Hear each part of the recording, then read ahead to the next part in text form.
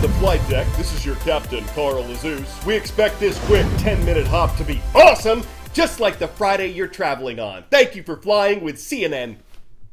If you're planning to board a real jet this spring break or summer, the plain truth is it's going to be more expensive. Prices are climbing like the jets themselves. There are several reasons for this. One is demand. People want to travel. The head of Delta Airlines says he's never seen demand ramp up so quickly as it has after the Omicron wave of COVID, which hit the U.S. late last year. Planes are filling up, with some flights reportedly carrying as many passengers as they did in 2019 before the pandemic, but most airlines still aren't operating as many flights as they were then. They're still having trouble finding enough workers, and there have been some delays in getting new planes delivered. Also, while more Americans are traveling within the United States for fun, they're not traveling as much for business. Many people are still working from home as they started doing in 2020, so that's reduced a significant number of airline bookings. The head of American Airlines suggests COVID rules continue to affect international leisure travel, but he says a huge number of people still want to do it, and that if countries remove their restrictions, international bookings could grow back to their 2019 levels by the end of this year. A big reason why all bookings are getting more expensive, though, is the cost of jet fuel. Mirroring the cost of gas, it's taken off over the past year. What's interesting here is that crude oil prices, which factor heavily into the cost of gasoline and jet fuel, they've dropped a little since last week when they hit their highest prices in 13 years. But fuel costs didn't reflect that right away. Experts say gas prices rise like rockets, but fall like feathers, meaning they're quick to increase when oil prices do, but they take a while to settle back down after oil prices drop. For airlines, 20 to 25% of their operating expenses come from fuel costs alone. It's their largest expense after paying their workers. So when jet fuel costs go up, spring break starts at the airport where people are flying more than ever since the start of the pandemic, and they are already paying more. Are these friends of yours? Yeah, this is my friend here. Dalia Sharp of Michigan was about to treat herself for her birthday next month. And I was deciding to go to Aruba, and in 2 days it went up $300. That's a lot. And I miss the $300 less, so I decided not to go. Jet fuel has spiked to its highest level in more than 2 years. A CNN analysis of federal data found filling up a Boeing 737 has shot up $6,800 since the invasion of Ukraine and $13,000 in the last year. Delta, United, and JetBlue all say they will pass the cost on to consumers. If it became unreasonable, I think people would forego traveling. It would just depend on how much it would be and how bad you want to go somewhere.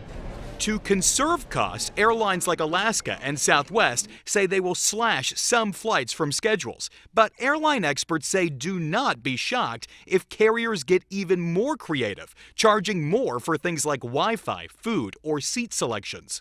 If you're paying 75% more than you were a year ago to gas up your car, I think you can relate to the plight airlines are facing when they have to pump tens of thousands of gallons of fuel into every one of their planes to transport us. Experts think carriers could get away with charging more since so many people want to fly. American Airlines says demand for travel is at an all-time high.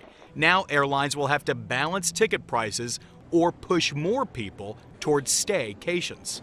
I think this summer we could actually see a lot of people staying closer to home if these gas prices continue to increase. I think people will travel, but will they travel by air? It all depends on how much airfares go up. Pete Mundine, CNN, Washington. 10-second trivia. Which of these U.S. government laws was passed in 1913? The Federal Reserve Act, the Hatch Act, the Social Security Act, or the Equal Pay Act? The Federal Reserve Act is the oldest of these laws. It established the Federal Reserve System. Airline tickets are part of a vast assortment of goods and services that have gotten significantly more expensive over the past year. Inflation, that rise in prices, is at its highest rate since 1982. Many of the things we bought last month were almost 8% more expensive on average than they were in February 2021. That's according to the U.S. Labor Department. The Federal Reserve is America's central bank. It has some actions it can take to try to lower inflation, and one of those involves raising interest rates. If those go up, people and businesses have to pay back more on the money they borrow. But that can also reduce demand for large purchases like houses, and if demand decreases, prices and inflation can sink back down to more reasonable levels. For the first time since 2018, the Fed has raised interest rates, and its chairman said it had to act because U.S. economic conditions weren't getting better on their own. The era of cheap money is over. As the Federal Reserve starts raising interest rates to fight inflation, you might be wondering what those higher rates mean for you. In short, higher borrowing costs. Expect higher rates on car loans, credit cards, student debt, and mortgages.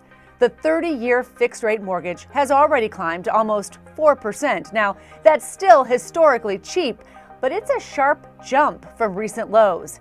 Higher rates will hit the stock market too. 0% interest rates have forced investors into riskier assets like stocks. Now the stock market will face more competition from more boring investments like government bonds. And more expensive business loans can cause companies to pause on investments and hiring. So will rate hikes be good for savers then? Not so fast. Money stashed in savings and CDs has earned almost nothing for the past couple of years. Savers will, in theory, start to earn interest again. But in practice, it could take a while to play out. Those interest rates will still be very low, well below inflation. There's all kinds of work going on in the French capital. Yesterday we told you about reconstruction of the Notre Dame Cathedral. Today we're explaining how the Eiffel Tower just got taller. Until this week, the Parisian landmark measured around 1,063 feet from the base to the tippy top. Now it stands at 1,083 feet, and a new antenna is the reason why. The tower was originally built for a World's Fair in 1889. It's a wrought iron feat of engineering that also commemorated the 100-year anniversary of the French Revolution. And while it got plenty of criticism at first, with a number of artists and writers calling it an eyesore, La Tour Eiffel withstood that to become one of the most famous landmarks on the planet.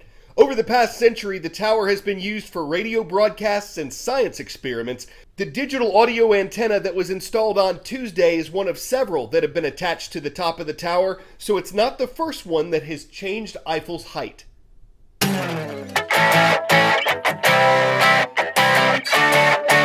Could your clothes be listening?